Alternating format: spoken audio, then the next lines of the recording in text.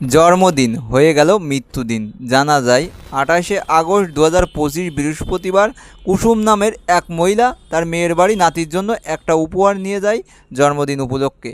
এই উপহারটা নিয়ে খুশি ছিল নাতি, কিন্তু এই উপহার নিয়ে প্রিয়া ও তার স্বামী যোগেশের মধ্যে কথা কাটাকাটি এবং ব্যাপক গ্যাঞ্জাম হয়। বিরোধ মেটাতে কুসুম তার আর এক মেয়েকে কল দিয়ে বলে, তোর বোন জামাই গ্যাঞ্জাম করছে, তাদের গ্যাঞ্জাম মিটিয়ে আমি বাড়ি যাব।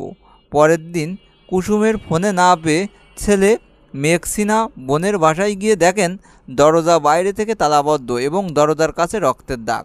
তালা ভেঙে ভেতরে প্রবেশ করে তিনি দেখেন মা ও বোনের লাশ পড়ে আছে।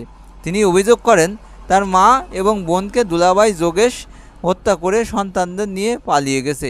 সবাই বলে দাম্পত্য জীবনে সবারই ঝগড়া হয়, কিন্তু 17 বছর সুখের সংসার ভেঙে স্ত্রী ও শাশুড়িকে খুন করা খুবই অমানবিক। এজন্য আমি বলি কি, সবাই অল্পতে খুশি থাকবেন, তাহলে জীবনে অনেক খুশি হতে পারবেন।